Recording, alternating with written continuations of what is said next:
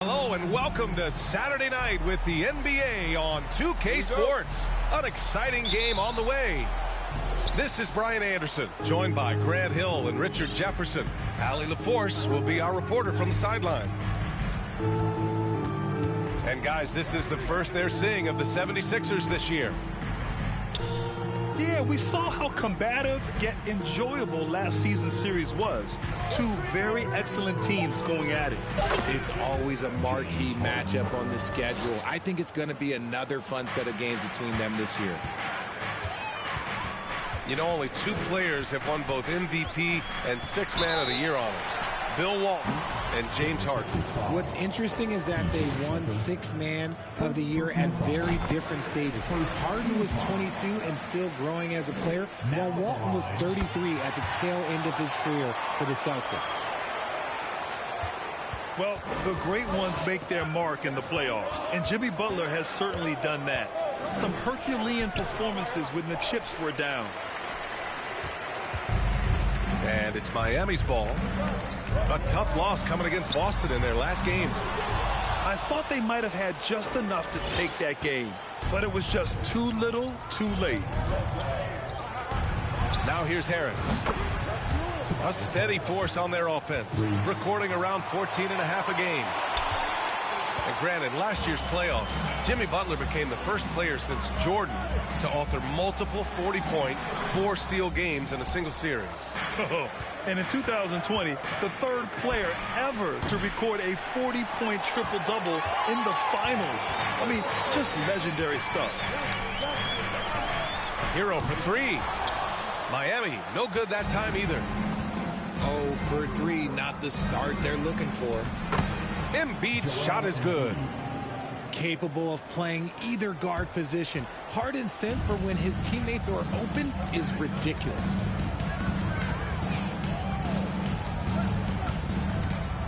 Butler with the ball. 27 points his last game. Over Harris. Oh, he hangs in there and cashes in on the second chance points. From role player to all-star, Adebayo has made the leap. Why? Effort plays like that. Got a good look there, but just not able to hit from the mid-range.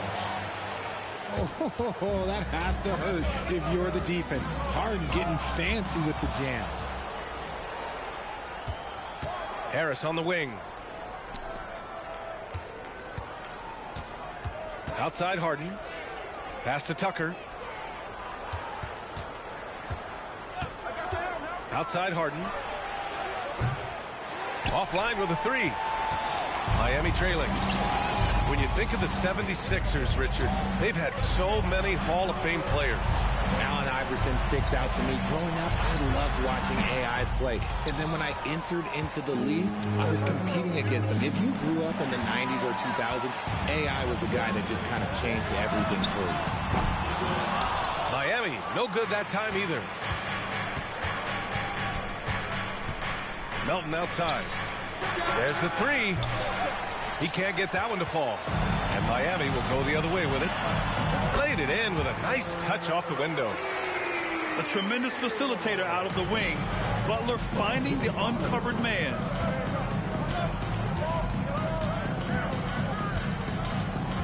And we're approaching about 3.5 minutes played in this first quarter. Now here's Harris. We saw him with 19 his last time out. Harden can't hit. He's been off. Still, they're up, so not all is lost. Now here's Butler. A rebound by Melton. So far this quarter, he's been out of sync and might be pressing right now. Pass to Harris. And here's Melton. Outside Harden. Shot clock at 6. And it's Harden with the big finish. Athletic move by Harden. Okay, I see you throwing it down on top of the defense. Boy, they need something to go to regain some confidence. No question. Way too many empty possessions for them. Now here's Harden. He's got 6. And so he draws the foul.